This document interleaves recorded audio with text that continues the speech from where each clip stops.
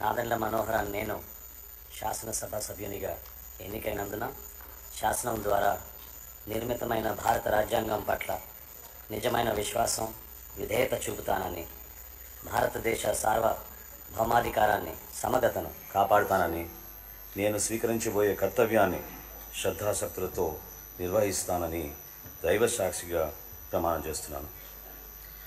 ఆంధ్రప్రదేశ్ శాసనసభ సభ్యుడినైన నాదెండ్ల మనోహరన్ నేను సభ నియమాలకు కట్టుబడి ఉంటానని, వాటిని అనుసరిస్తానని, సభ మర్యాదలను పాటిస్తానని, సంప్రదాయాలను గౌరవిస్తానని దైవ సాక్షిగా ప్రమాణం చేస్తున్నాను.